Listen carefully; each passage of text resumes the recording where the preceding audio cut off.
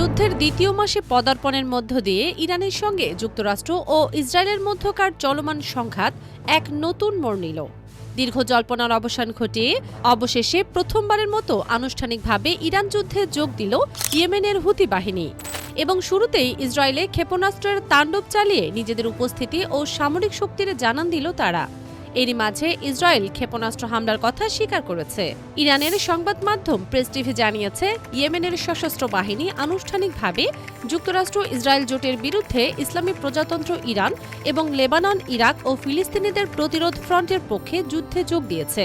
২৮ March এক বিবৃতিতে Yemeni সশস্ত্র বাহিনীর মুখপাত্র ইয়াহিয়া সারি বলেন, ইরান, লেবানন, ইরাক ও ফিলিস্তিনে আমাদের ভাইদের বিরুদ্ধে অব্যাহত সামরিক উত্তেজনা, অবকাঠামো লক্ষ্য করে হামলা এবং গণহত্যা ও অপরাধ সংগঠনের প্রেক্ষাপটে এবং পূর্বের ঘোষণার বাস্তবায়ন হিসেবে আমরা সরাসরি সামরিক হস্তক্ষেপ শুরু করেছি। তিনি আরও জানান, ইয়েমেনি বাহিনী তাদের প্রথম সামরিক অভিযান পরিচালনা করেছে, যেখানে দক্ষিণ ফিলিস্তিনের দখলকৃত এলাকায় ইসরায়েলের সংবেদনশীল সামরিক স্থাপনাগুলো লক্ষ্য করে ব্যালিস্টিক ক্ষেপণাস্ত্রের বৃষ্টি চালানো হয়। বিবৃতিতে বলা হয়, এই অভিযানটি ইরান ও লেবাননের হিজবুল্লাহর পরিচালিত বীরত্বপূর্ণ অভিযানের সঙ্গে সমন্বয় করে চালানো হয়েছে।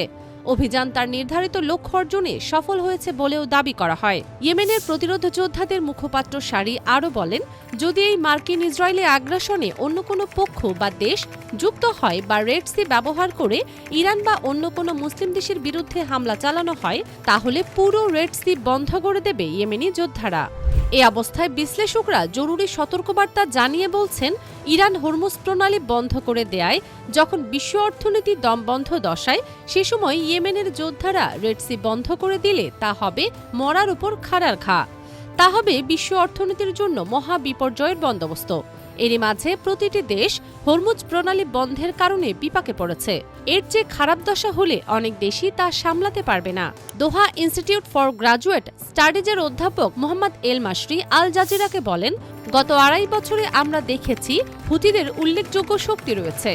তারা যদি বাব আল মান্দেব প্রণালী বন্ধ করার সিদ্ধান্ত নেয়, তাহলে লোহিত সাগর এবং শেষ পর্যন্ত সুয়েজ খালের প্রবেশপথও বন্ধ হয়ে যাবে। সেটা না হলেও হুতিদের এই যুদ্ধে ঢুকে পড়াটা আরও এক জায়গায় প্রভাব ফেলবে। এল মাসরি বলেন, হুতিদের ক্রমাগত হামলা ইসরায়েলের আকাশ প্রতিরক্ষা ব্যবস্থার উপর বাড়তি চাপ ফেলবে। সাম্প্রতিক সপ্তাহগুলোতে হিজবুল্লাহ ও ইরানের ক্ষেপণাস্ত্র ইসরায়েলের প্রতিরক্ষা ভেদ করতে পেরেছে। ইসরায়েলকে যদি এখন ইয়েমেন থেকে আসা ক্ষেপণাস্ত্র ঠেকাতে হয়, তাহলে পরিস্থিতি অনেক জটিল হয়ে পড়বে। অন্যদিকে এরই মাঝে ইসরায়েলের সেনাপ্রধান সামরিক বাহিনীতে দীর্ঘ যুদ্ধজনিত ক্লান্তি নিয়ে সতর্কবার্তা দিয়েছেন। দীর্ঘমেয়াদী সংঘাতের ফলে সৈন্যদের মানসিক ও শারীরিক সক্ষমতা কমে যাওয়া নিয়ে গভীর উদ্বেগ জানিয়েছেন তিনি।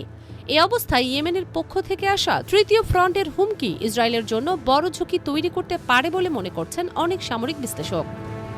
ফারজানা মৌসুমী, দুতিয়াল।